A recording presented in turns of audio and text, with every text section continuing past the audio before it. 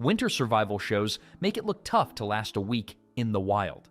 Meanwhile, Native Americans didn't just survive, they thrived through bone-chilling blizzards, mastering techniques modern survivalists still struggle to replicate.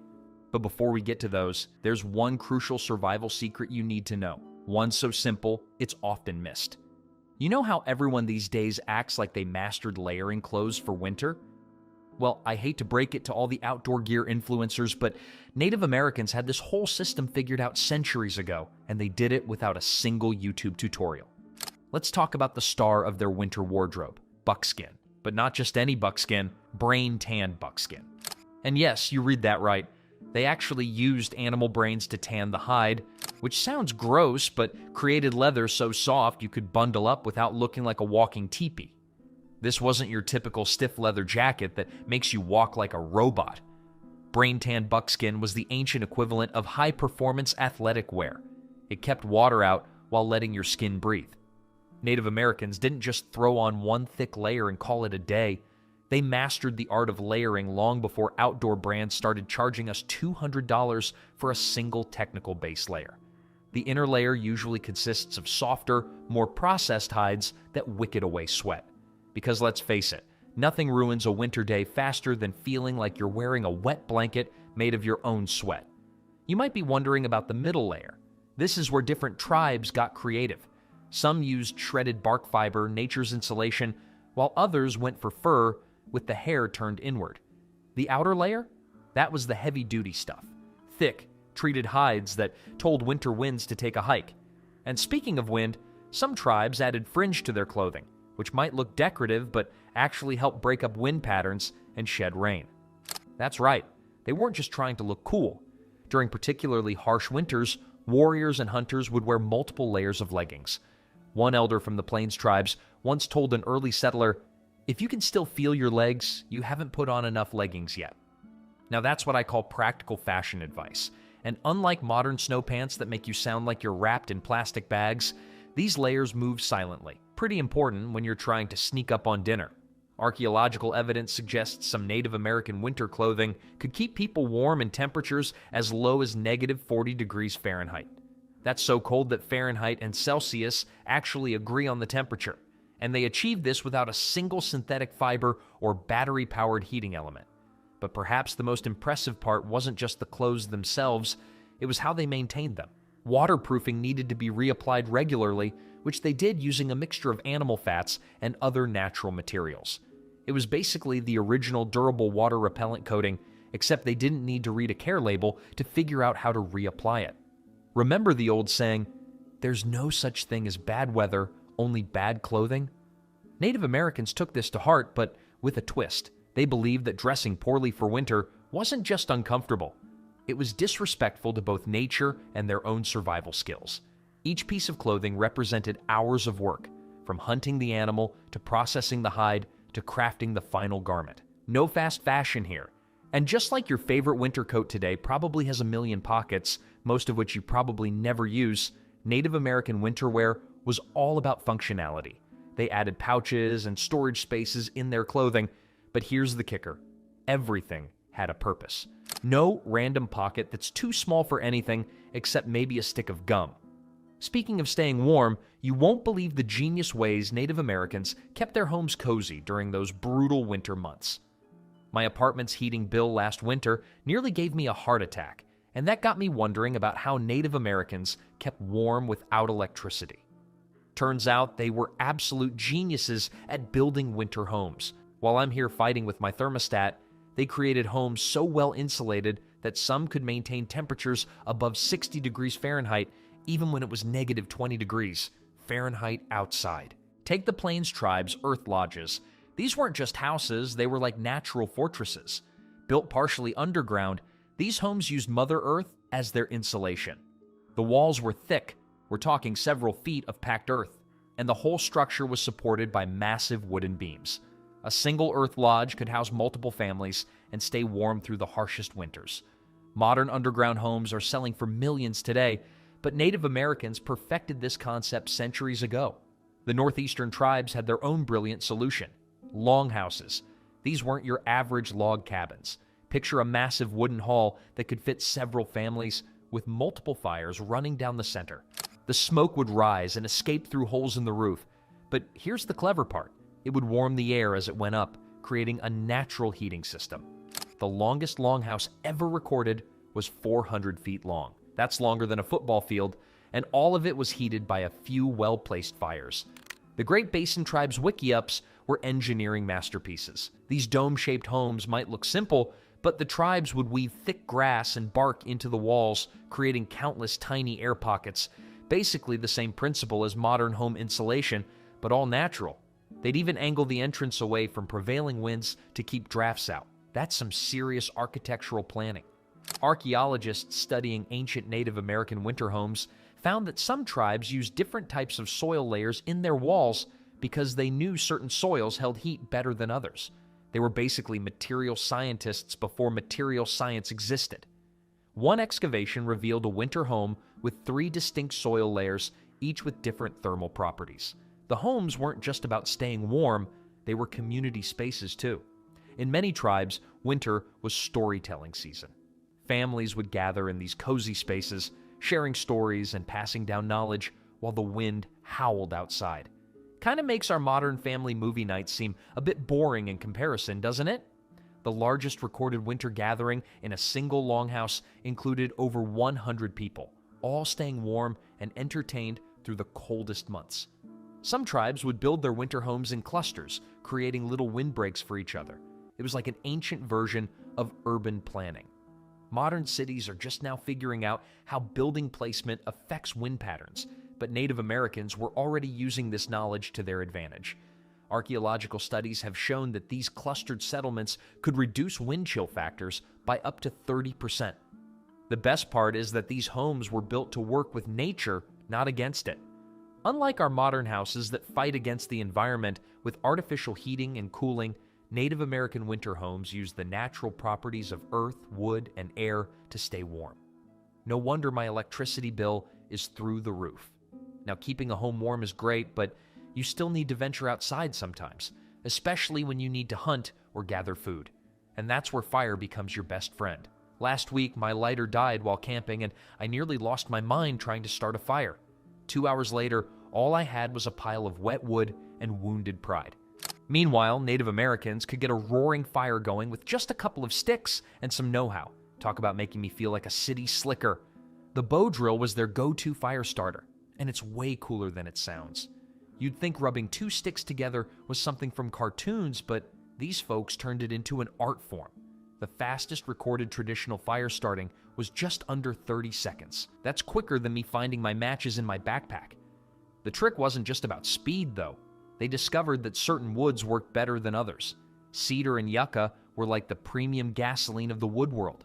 They'd catch fire if you just looked at them funny. But what really gets me is the fire keepers.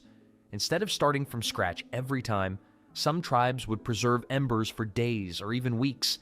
They'd wrap slow-burning material in birch bark, creating a portable fire starter that could travel with them.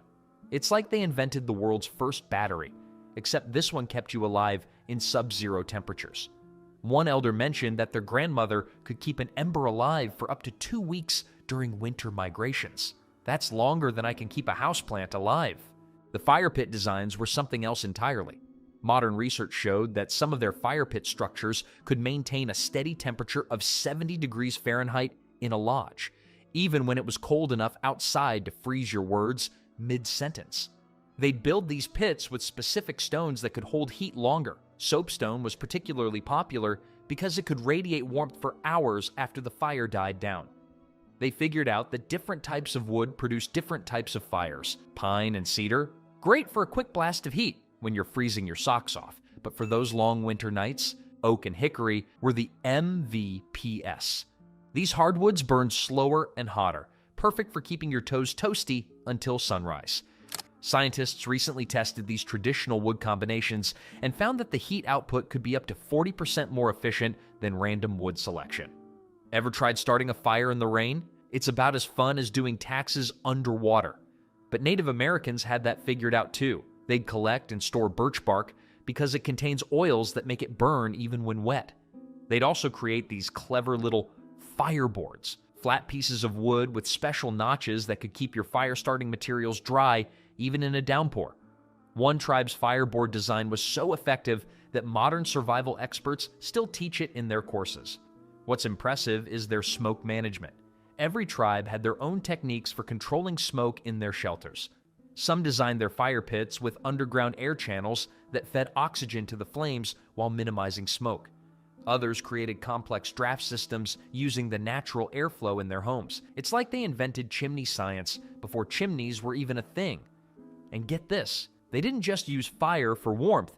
These flames were their kitchen stoves, their water purifiers, their tool makers, and even their social media. Around the fire, stories were told, marriages were arranged, and important decisions were made. The longest recorded continuous fire maintained by a tribe lasted through an entire winter season. That's over 100 days of non-stop burning. All this fire mastery was essential because when winter really kicked in, you needed more than just warmth. You needed food. And hunting in sub-zero temperatures, that's a whole other level of challenge. But Native Americans had some pretty clever tricks for keeping their bellies full during those long winter months.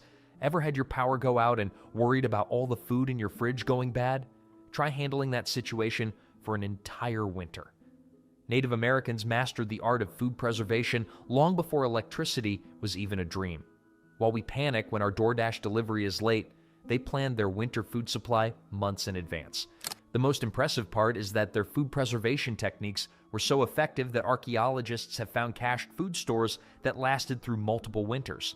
That's right, their methods were good enough to keep food edible longer than those leftovers sitting in the back of your fridge right now. Pemmican was their ultimate survival food, like the original energy bar, but way more hardcore. They'd take lean meat, pound it into powder, mix it with melted fat and berries, and pack it tight. This stuff was so nutrient-dense that just a few pounds could keep someone alive for months. One study found that properly made pemmican could last up to 50 years. That's longer than most marriages these days, but it wasn't just about meat. Native Americans turned acorns into a winter staple, which honestly blows my mind. They figured out that soaking acorns in running water would remove the bitter tannins, leaving behind a nutritious flour. A single mature oak tree could produce up to 2,000 pounds of acorns, enough to make hundreds of pounds of flour. Talk about finding food in unexpected places. The really clever bit was their use of natural refrigeration. Snow caves and deep pits served as their freezers. They'd dig these pits below the frost line, where temperatures stayed consistently cold. Scientists have measured these traditional storage pits and found they maintain temperatures between 32 to 40 degrees Fahrenheit, exactly the same as your modern refrigerator. Who needs electricity when you've got good old-fashioned physics? Wild rice was another winter superhero. Some tribes could harvest up to 300 pounds of wild rice per family, all dried and stored for winter. That's more rice than your local Asian restaurant goes through in a week. They'd store it in birch bark containers, which naturally protected against moisture and pests. Modern tests have shown these containers were actually more effective at preventing spoilage than some plastic containers we use today. Here's something that'll make you laugh. They made ice cream. Well, sort of. Several tribes would mix berries and animal fat with snow to create a frozen treat. One elder's recipe called for whipped moose fat with cranberries. I'm not sure it would make it onto the menu at Baskin-Robbins, but hey, when you're craving something sweet in the middle of winter, you get creative. The calorie game was serious business. Warriors and hunters would eat up to 5,000 calories a day during winter. That's like eating 2 large pizzas every day. But unlike my winter weight gain, every calorie served a purpose. The high-fat diet helped them stay warm and energetic in freezing temperatures.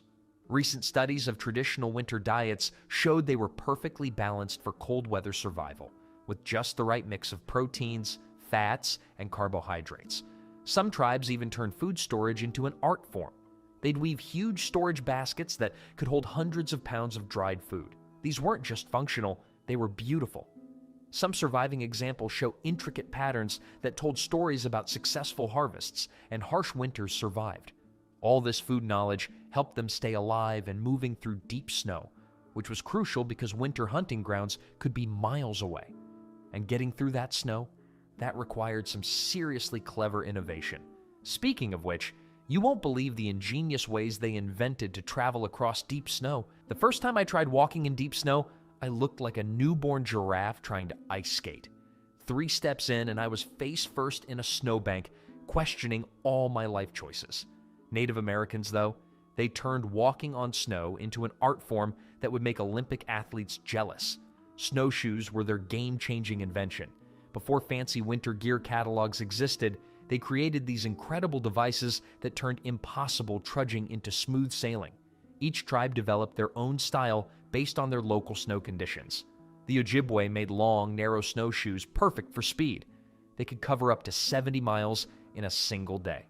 That's like running almost 3 marathons, except through snow and probably while carrying supplies. The largest traditional snowshoes could spread a person's weight over 3 square feet of snow. Modern physics calculations showed these designs reduce ground pressure by up to 85%, basically turning a 200-pound person into a 30-pound snow fairy. The record for the longest snowshoe journey? A whopping 3,000 miles in a single winter season. Meanwhile, I get winded walking to my mailbox in December. Different snow conditions called for different designs. The Cree developed round bear paw snowshoes for deep powder. They were shorter and wider, perfect for maneuvering through thick forests. The Algonquin created tailored snowshoes that looked more like today's modern designs. One pair found by archaeologists was so well preserved that modern craftsmen used it as a template, only to find it performed better than some contemporary designs. But what's even more interesting is that they waterproofed these snowshoes with animal fat. They'd heat the fat until it liquefied, then carefully coat the rawhide webbing. Recent tests showed this treatment could keep the snowshoes water-resistant for up to 3 months in heavy use. That's longer than my supposedly waterproof hiking boots last. Dog sleds were another stroke of genius. While we're here in 2025 waiting for our self-driving cars, Native Americans have already mastered the art of autonomous transportation, just with 4 legs and a lot more fur. A well-trained dog sled team could cover 100 miles in a day. In fact, the fastest recorded traditional dog sled journey covered a 1,000-mile route in just under 9 days. Those Amazon Prime delivery times don't seem so impressive now, do they? The sleds themselves were engineering masterpieces. Made from flexible wood that could absorb shock and bend around obstacles, they could carry up to 1,500 pounds of cargo. The runners were often coated with ice, deliberately frozen on, because it reduced friction better than any modern synthetic material.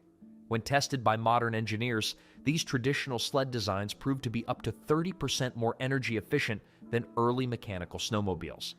Some tribes even developed a system of winter trails that rival our modern highway networks. They'd mark these trails with bent trees and rock formations that could be spotted even in heavy snow. These trails were so well planned that many of our modern winter highways follow the same routes. Talk about standing the test of time, and you know what made all this winter travel possible? The fact that nobody did it alone. While we're here struggling to get our neighbors to help us jumpstart our cars, Native Americans had perfected the art of winter teamwork centuries ago. Speaking of working together, you've got to hear about how their incredible sense of community made surviving winter not just possible, but actually enjoyable. Winter survival wasn't a one-person show. It was more like a really intense family reunion that lasted months.